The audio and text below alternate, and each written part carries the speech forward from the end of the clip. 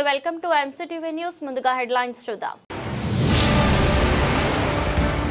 ప్రతి ఒక్కరూ చక్కెర నూనె మరియు ఉప్పు వాడకం పూర్తిగా తగ్గించి ఉబకాయాన్ని తరిమి కొట్టండి ఏసీడీపీఓ సునీత పిలుపు మదనపల్లి ఐసీడీఎస్ కార్యాలయంలో 8వ రాష్ట్రీయ పోషకాహార మాసోత్సవాన్ని నిర్వహించిన అంగన్వాడీలు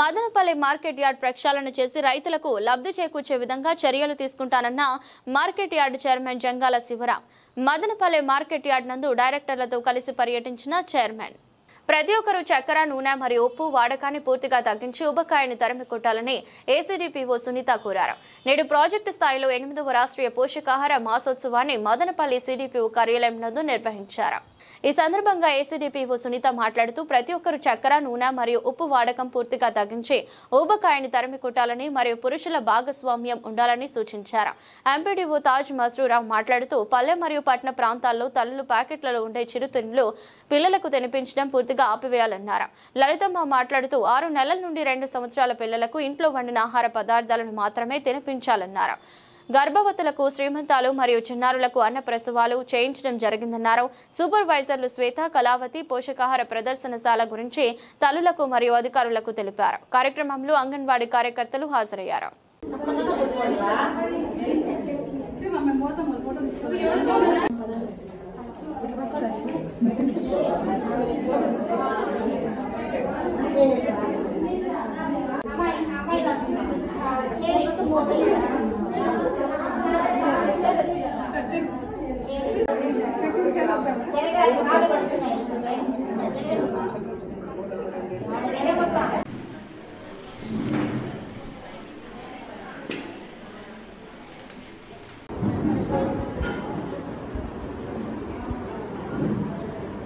పోషకాహార మాసోత్సవం సందర్భంగా సెప్టెంబర్ 15 నుంచి అక్టోబర్ 16 వరకు కూడాను మన ఐసీడీఎస్ ప్రాజెక్టు మదనపల్లిలో ప్రతి అంగన్వాడీ కేంద్రంలో కూడాను పోషణ మాసోత్సవంలో వివిధ కార్యక్రమాలు చేయడం జరిగింది దీంట్లో ముఖ్యంగా ఏంటంటే ఉబకాయం అనేది తగ్గించటము నూనె పంచదార వంటివి తక్కువగా తీసుకోవటము అదేవిధంగా తల్లిపాల ప్రాముఖ్యత 6 నెలలు నిండిన బిడ్డకి తల్లిపాలతో పాటు అదనపు పోషకాహారము ఇవ్వటము వీటితో పాటుగా మగవారిని అంటే ఇంట్లో ఎవరైతే తండ్రి తాత మామ వీళ్ళందరూ ఉంటారో వీళ్ళని కూడా ఇన్వాల్వ్ చేస్తూ ఆ గర్భవతికి కానీ బాధితులకు కానీ సపోర్ట్ అనేది ఇవ్వాలి అనే ముఖ్య ఉద్దేశంతో ఈ కార్యక్రమాన్ని నిర్వహించడం జరిగింది ఈరోజు ప్రాజెక్టు స్థాయిలో పోషకాహార మాసోత్సవాన్ని నిర్వహించడం జరిగింది దీంట్లో భాగంగా తక్కువ ఖర్చుతో ఎక్కువ పోషకాలు ఉండేటువంటి ఆహార ప్రదర్శన అందరికీ నమస్తే అండి పోషకాహార మాసోత్సవం సందర్భంగా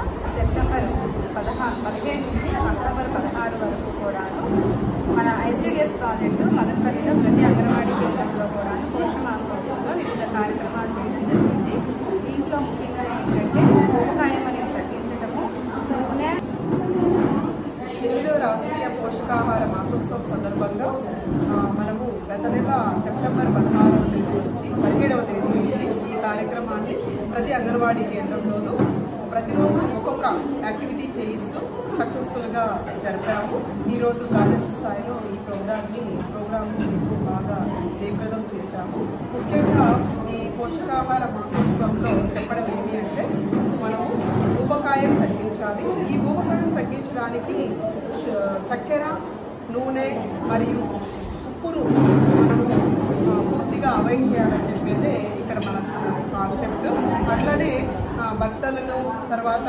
అత్తలను తండ్రులను ఇట్లాంటి వాళ్ళను కూడా మనము ఇన్వాల్వ్ చేసి అంగన్వాడీ కేంద్రంలో వాళ్లకు ఎక్కువగా మనం చిరుతిళ్ళు అనేటివి అవాయిడ్ చేయాలి అదేవిధంగా గర్భవతులు బాలింతలు మనకు స్థానికంగా లభించే కూరగాయలు ఆకుకూరలు పండ్లు తర్వాత చిరుధాన్యాలు పప్పులు ఇట్లాంటి వాటితో వాళ్ళ ఆహారం అనేది తయారు చేసుకోవాలి అలానే అంగన్వాడీ కేంద్రంలో ఇచ్చే ఆహార పదార్థాలను బాగా సద్వినియోగం చేసుకోవాలనేదే మా ఉద్దేశం నమస్కారం మదనపల్లి మార్కెట్ యార్డ్ ప్రక్షాళన చేసి రైతులకు లబ్ధి చేకూర్చే విధంగా చర్యలు తీసుకుంటామని market yard chairman Jangala Sivaram తెలిపారు నేడు మదనపల్లి టొమాటో మార్కెట్ యార్డ్ నందు డైరెక్టర్లతో కలిసి ఆయన పర్యటించారు కొన్ని మండలాలలో ధరలను పరిశీలించి ధరల వ్యత్యాసంపై మండి యాజమాన్యులను రైతులను అడిగి తెలుసుకున్నారు. ఈ సందర్భంగా జంగాల శివరాం మాట్లాడుతూ నిమ్మనపల్లి, తంబలపల్లి, ముదివేడు రైతులతో రేట్లు, జాక్పాట్, కమిషన్ విషయాల గురించి మాట్లాడడం జరిగిందన్నారు. కొంతమంది రైతులు జాక్పాట్ 99 క్రేట్లకి 7 క్రేట్లు జాక్పాట్ అని, మరికొందరు 4 క్రేట్లు అని భయపడి చెప్పడంపై అసహనం వ్యక్తం చేశారు. ప్రక్షాళన చేయాల్సిన అవసరం ఉందని, లేకపోతే రైతులు దెబ్బతింటారని, అలాగే మండి యాజమాన్యులు కూడా దెబ్బతింటారన్నారు. త్వరలోనే మండి యాజమాన్యులతో రైతులతో సమావేశం నిర్వహించడం జరుగుతుందని అన్నారు. కార్యక్రమంలో మార్కెట్ యార్డ్ డైరెక్టర్లు బాబు, గడ్డం లక్ష్మీపతి, శ్యామలమ్మ, సంధ్యారాణి, మున్న నాయక్ మరియు మండి యాజమానులు పాల్గొన్నారు. అంటే దాన్ని కూడా పంపించేదానికో ఏదైనా ఆలోచన చేస్తాం. ఎందుకంటే ఇండియా వైడ్ వ్యాపారస్తులు ఉన్నారు. మన మదనపల్లి నుంచి టమాటా ఇండియా అంతా పోతా ఉంది. కాబట్టి మేము కూడా ఆలోచించి ఏమన్నా మనకి మంచి మీకు కూడా బాగుంటుంది కదా. మార్కెట్ బాగుపడాలంటే ఇది రైతు చెప్పినా ఏం క్లీన్ చేసుకొని వచ్చేస్తే ఇది బాగా అమ్ముతారు. క్లీన్ చేసుకొని ఇంట్లో తెస్తే క్లీన్ చేస్తాడు. తెల్లారు 3 రూపాయలు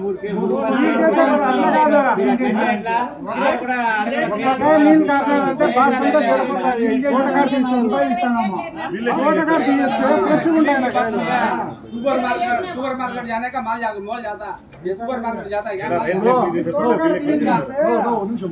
ఆ యొక్క ఐడియా ఉంది. ఆ యొక్క దీనికి ఓనర్ ఈ రైతు ఈ పంటకి దీంట్లో 98 బాక్సులు గాను 20 ప్లేట్లు క్లీన్ చేసి పక్కన పెట్టాను. ఆ యొక్క చెప్తాను కదా, 20 ప్లేట్లు క్లీన్ చేసి పక్కన పెట్టాను. క్లీన్ చేసి పక్కన పెట్టిన తర్వాత ఇది పెట్టినారు. ఆ పక్కన మండిలో 300 అంటే ఇది తోటకాడ క్లీన్ చేయాలి. ఇది నైట్ అంతా ఇది ఉన్నాయి కదా, ఆ కాయలంతా దీనికి బంక్ అయిపోయినాయి. అది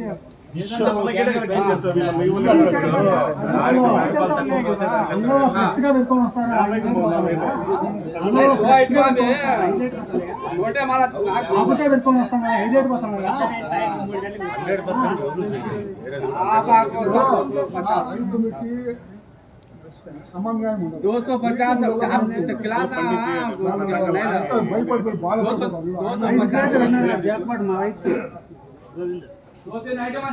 చెప్పు నిన్న పెట్టినాను ఈ బుద్ధ వేసుకోండి. అందులో ఫ్రెష్గా పెట్టుకోండి సార్.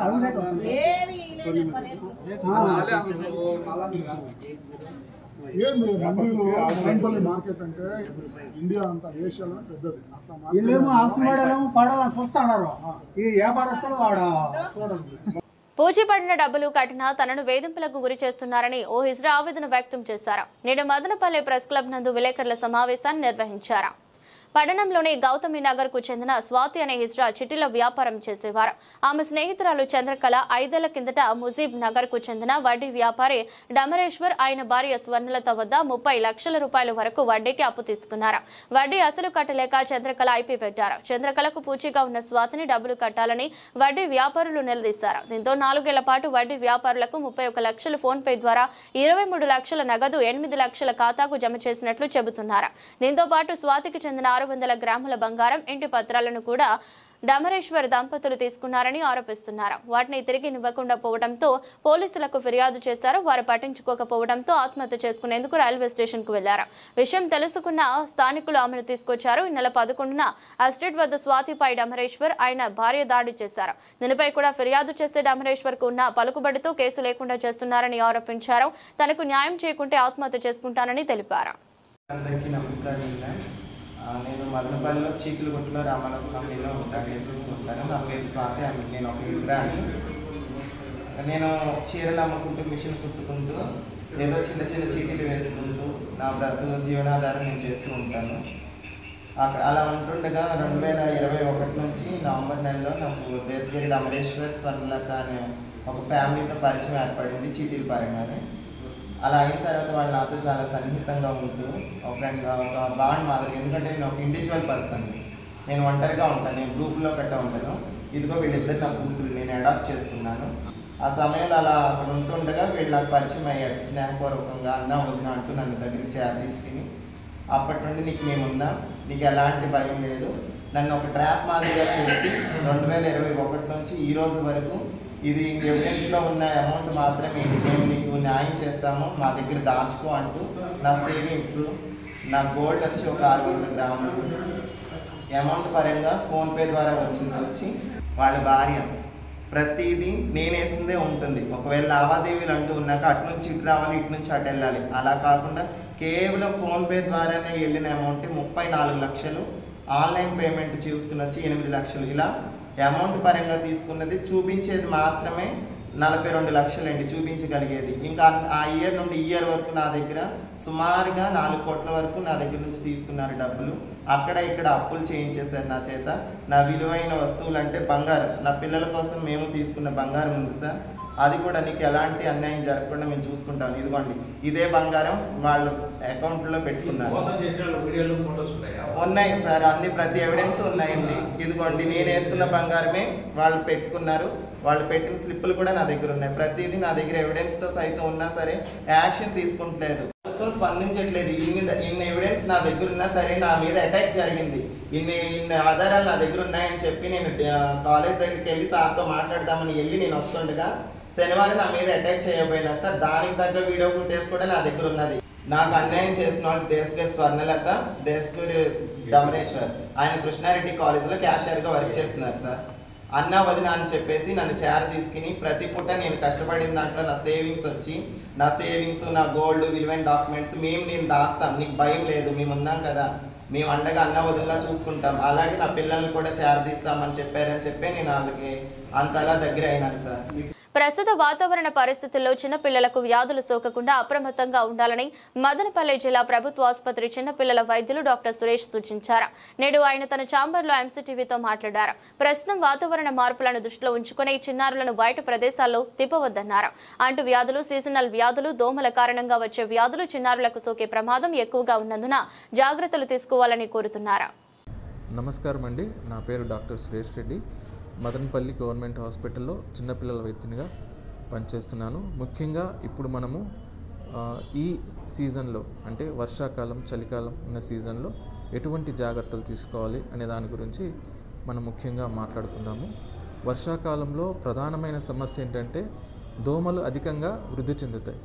సో మనము ఈ సీజన్లో దోమల అధిక వ్యాప్తి వల్ల కలిగే వ్యాధులైనటువంటి మలేరియా, డెంగ్యూ, చికెన్ గునియా వంటి జ్వరాల నుంచి మన పిల్లల్ని కాపాడుకోవాలంటే వాళ్ళకి క్లాతింగ్ అంటే దుస్తులు, పొడుగు దుస్తులు ధరించాలి. అంటే వ్రిస్ట్ వరకు ఉన్న దుస్తులు, ప్యాంట్స్ అవన్నీ ధరించి మనం చూసుకోవాలి. ఇదే పనిగా దోమతెరలు అవన్నీ వాడాల్సి ఉంటుంది. నీటి ఎక్కువ నిల్వని మనము అరికట్టవలసి ఉంటుంది. ఏదైనా ఎక్కువ పరిసరాల్లో తేమను కూడా లేకుండా చూసుకోవాలి. ఇవన్నీ చేసినట్లయితే మనం దోమల ద్వారా వచ్చే వ్యాధుల్ని అరికట్టవచ్చు. రెండవ ప్రధానమైన సమస్య దగ్గు, జలుబుతోటి అధికంగా మనకు నిమోనియా అనేవి రావడం జరుగుతుంది. సో వీటిని అరికట్టడానికి మనము పిల్లల్ని బయటకు తీసుకువెళ్ళే సమయంలో మంకీ క్యాప్స్ ఇటువంటి విధిగా ధరించాలి. నెక్స్ట్ ఎక్కువ మంది గుమ్మికూడే ప్రాంతాలలో అటువంటి ప్రదేశాలకు చిన్నపిల్లలను తీసుకెళ్లకుండా ఉండడం మంచిది. విధిగా అందరూ కూడా మాస్కులు ఇటువంటి ధరించాలి. ఇవే కాకుండా మనము చలి అధికంగా ఉండే సమయాలైనటువంటి ఉదయం 6 గంటల లోపు, రాత్రి సాయంత్రం 6 గంటల తర్వాత పిల్లల్ని ఎక్కడా బయటికి తీసుకువెళ్ళకుండా చూసుకోగలగాలి. మరియు పిల్లలకి తాగడానికి గోరువెచ్చని నీరు మనము ఇచ్చినట్లయితే ఈ దగ్గు, జలుబు నుంచి తాత్కాలిక ఉపశమనం కూడా కలిగించవచ్చు. మీ పిల్లలు కనుక దగ్గు, జలుబుతో ఎక్కువ బాధపడుతూ ఉండి వాళ్ళు ఊపిరి తీసుకోవడానికి కష్టంగా ఉన్నప్పుడు డాక్టర్లను సంప్రదించి దానికి తగ్గ పరీక్షలు అవన్నీ చేయించుకొని నిమోనియా ఉందా లేదా అని మనం చెక్ చేసుకోవడం ప్రథమం. సో మీరందరూ ఈ జాగ్రత్తలు తీసుకొని మీ పిల్లల్ని ఆరోగ్యంగా ఉంచుకుంటారని సెలవు తీసుకుంటున్నాము. మన గవర్నమెంట్ ఆసుపత్రిలో అన్ని రకమైన పరీక్షలు ప్రస్తుతం అందుబాటులో ఉన్నవి. వీటిని అందరూ ఉపయోగించుకోవాలని మనవి. విద్యుత్ షాకుతో 2 యువకులు మృతి చెందారు. పెద్ద తిప్ప సముద్రం మండలం కందుకూరు వద్ద సిమెంటు ఇటుకల ఫ్యాక్టరీలో పనిచేస్తుండగా ప్రమాదవశాత్తు కరెంటు వైర్ తెగి మిషన్ కు తగలడంతో అక్కడికక్కడ 2 మృతి చెందారు. మృతి చెందిన వారు బీహార్ రాష్ట్రానికి చెందిన బుద్ధు సహని, ఇంద్రసేన సహనిగా గుర్తించారు. ఇంకా పూర్తి వివరాలు తెలియాల్సి ఉంది.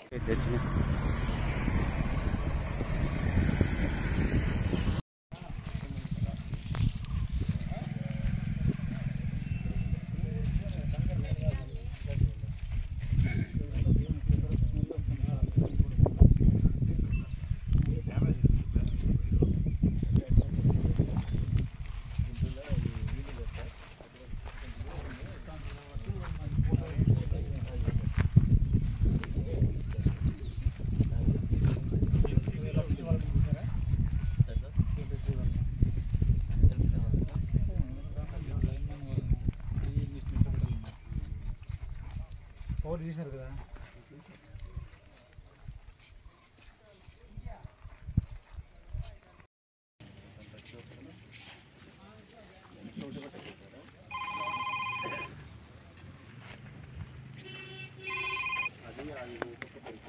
హలో సత్రం కాడ ఎట్లా కరెంట్ షాక్ కొట్టింది.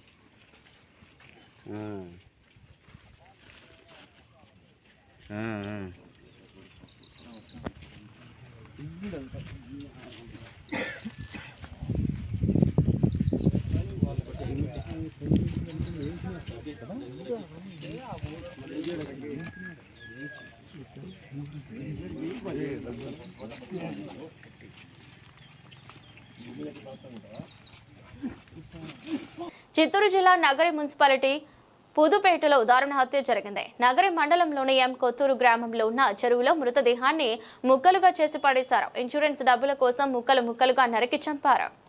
నగరి మున్సిపాలిటీకి చెందిన మృతుడు గుణశీలన ఇంట్లో అయ్యప్పన్ అద్దెకు ఉండేవాడు. గుణశీలన్కు 4 పిల్లలు, 2 కుమార్తెలు, 2 కుమారులు ఉన్నారు.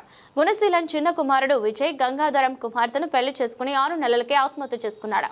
ఇటీవల విజయ్ పేరు మీద ఉన్న 1.25 కోట్ల రూపాయల ఇన్సూరెన్స్ డబ్బు గుణశీలన్ ఖాతాకు వచ్చింది. ఆ డబ్బులు తన కుమార్తెకు వాటా కావాలని వియంకుడు గంగాధరం తరచు గొడవ పడేవాడు. బాడుగకు ఉన్న అయ్యప్పన్ గుణశీలన్ వద్ద 45 లక్షల రూపాయల అప్పుగా తీసుకున్నాడు. ఇన్సూరెన్స్ డబ్బు మరియు అప్పు ఎగ్గొట్టేందుకు 2 నిందితులు కలిసి గుణశీలను హత్య చేశారు. జూన్ 6న గుణశీలను కర్రతో కొట్టి చంపి మృతదేహాన్ని ముక్కలుగా నరికి నగరి మండలం ఎం కొత్తూరు చెరువులో పడేశారు. గుణశీలన్ కుమార్తె సంగీత ఇచ్చిన ఫిర్యాదుతో విచారణ జరిపిన పోలీసులు నిందితుడు అయ్యప్పన్ను విచారించగా ఈ దారుణం వెలుగులోకి వచ్చింది. హత్యకు గురైన గుణశీలన్ పెద్ద కుమార్తె సంగీత, నా పేరు సంగీత, నేను గత 4 ఏళ్లుగా తిరుత్తణిలో ఉంటున్నాను. మా అమ్మ నాన్న ఇద్దరు నగరిలో ఉంటున్నారు. కరోనా సమయంలో మా నాన్నగారు నాతోనే వచ్చి ఉండేవారు. నగరిలో ఉన్న మా ఇంటిలో అయ్యప్పన్ అనే వ్యక్తి బాడుగకు చేరాడు. నాకు 2 తమ్ముళ్ళు, 1 చెల్లి ఉన్నారు. మా 2వ తమ్ముడికి గంగాధరం కూతురునిచ్చి పెళ్లి చేశాం. బాడుగకు చేరిన అయ్యప్పన్ అలాగే మా నాన్నగారికి వియంకుడైన గంగాధరం ఇద్దరు చేరి మా నాన్నను హత్య చేసి ముక్కలు ముక్కలుగా చేసి చెరువులో పడేశారు. మిస్సింగ్ కేసుగా నమోదైన ఈ కేసు చివరికి శుభం IPS ద్వారా బయటపడుతుందన్నారు.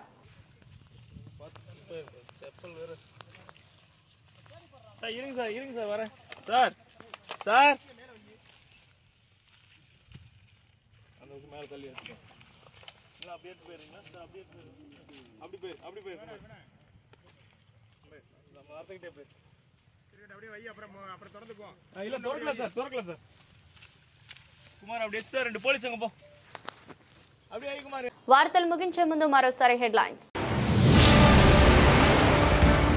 ప్రతి ఒక్కరూ చక్కెర, నూనె మరియు ఉప్పు వాడకం పూర్తిగా తగ్గించి ఉబకాయాన్ని తరిమి కొట్టండి. ఏసీడీపీఓ సునీత పిలుపు. మదనపల్లి ICDS కార్యాలయంలో 8వ రాష్ట్రీయ పోషకాహార మాసోత్సవాన్ని నిర్వహించిన అంగన్వాడీలు. మదనపల్లి మార్కెట్ యార్డ్ ప్రక్షాళన చేసి రైతులకు లబ్ధి చేకూర్చే విధంగా చర్యలు తీసుకుంటానన్న market yard chairman Jangala Sivaram. Madanapalle market yard నందు డైరెక్టర్లతో కలిసి పర్యటించిన చైర్మన్. ఇది బులెటిన్. మరో బులెటిన్లో మళ్ళీ కలుద్దాం. అంతవరకు సెలవు. నమస్కారం.